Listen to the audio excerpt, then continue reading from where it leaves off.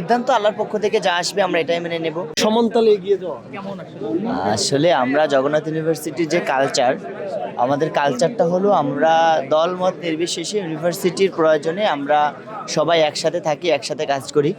এটাই আমাদের সৌন্দর্য। আমাদের একটা প্ল্যাটফর্ম আছে জবি ঐক্য নামে।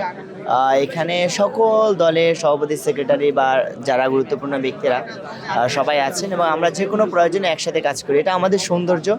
আর যকসু নির্বাচন আমরা একটা দায়িত্ব হিসেবেই দেখছি মাত্র। এখানে জয় পরাজয় অবশ্যই আল্লাহর পক্ষ থেকে নির্ধারিত হবে। তবে যেই জিতুক না কেন আমরা মনে করি আমরা সবাই জিতে যাব এবং আমরা যেভাবে সংগ্রামে সম্ভাবনা একসাথে ছিলাম, সবসময় একে অপরের পাশে ছিলাম, যখন নির্বাচনের ফলাফল যাই হোক না কেন আমরা আবারও আমরা একসাথে রাজপথে, ময়দানে, প্রয়োজনে, সংগ্রামে একসাথেই থাকবো, এটাই আমাদের প্রত্যাশা। আর আমরা মনে করি এই ফলাফল আমাদের একতার ভিতরে বা আমাদের একসাথে কাজ করার উপরে খুব বেশি প্রভাব ফেলবে না ইনশাল্লাহ। হাড্ডাহাড্ডির বিষয়টা আসলে শিক্ষার্থীরা যাদেরকে মানে যাকে ভোট দিয়েছে সে ততটা ভোট পাচ্ছে।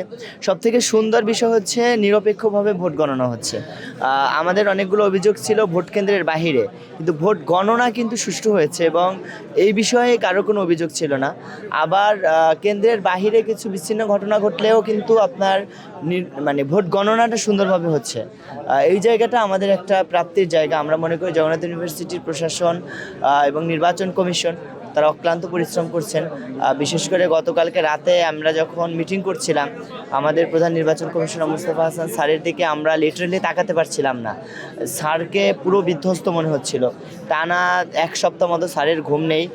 খুবই বয়স্ক মানুষ, মানে প্রচুর কষ্ট করছে শিক্ষকরা। এই জায়গা থেকে আমরা মনে করি যে তাদের এই পরিশ্রম এবং নিরপেক্ষতাটা শেষ পর্যন্ত ধরে রাখুক, এটাই আমাদের প্রত্যাশা। কারণ আর মাত্র কয়েকটা কেন্দ্র বাকি আছে। এই জায়গাগুলো থেকে যদি তারা তাদের এই যে নিরপেক্ষভাবে কাজ করছে বা পরিশ্রম করছে যদি ধরে রাখতে পারে, তাহলে এটা একটা ইতিহাসের অন্যতম সুন্দর নির্বাচন হবে বলে আমরা মনে করি। আসলে আশা তো আমরা সবাই করি আর এটাই স্বাভাবিক। আর মুমিন ব্যক্তি আশা করেই বাঁচে। আর হচ্ছে সিদ্ধান্ত আল্লাহর পক্ষ থেকে যা আসবে আমরা এটাই মেনে নেব। শিক্ষার্থীরা যেখানে রায় দিবে এটাই আমাদের রায় হবে এবং আল্লাহর পক্ষ থেকে যেটা ফয়সালা আসবে আমরা সামিয়ানা ওয়া আতানা, আমরা এটাই মেনে নেব। এটাই আমাদের উদ্দেশ্য এবং এটা নিয়ে আমরা বসে আছি। আসলে আমি তো এখানে শিক্ষার্থী সংসদের ভিপি নির্বাচিত হচ্ছি, কোনো রাজনৈতিক দলের কিংবা হচ্ছে কোনো একটা সংগঠনের বা কোনো মানে রাজনৈতিক কোনো ব্যক্তি নির্বাচিত হচ্ছে না। সুতরাং এখানে রাজনীতির কোনো প্রশ্নই আসবে না। আমাদের জগন্নাথ ইউনিভার্সিটির শিক্ষার্থী সংসদ হবে সম্পূর্ণ শিক্ষার্থী বান্ধব, সকল ধরনের রাজনৈতিক দলের প্রভাব মুক্ত, এমনকি আমার নিজের দলের ছাত্র শিবিরের প্রভাব মুক্ত থাকবে ইনশাল্লাহ। শিক্ষার্থীদের জন্য যা কল্যাণকর, শিক্ষার্থী বান্ধব এবং শিক্ষার্থীদের কল্যাণই হবে আমাদের একমাত্র চাওয়া, আমাদের কাজের একমাত্র লক্ষ্য ইনশাল্লাহ। আসসালামু আলাইকুম।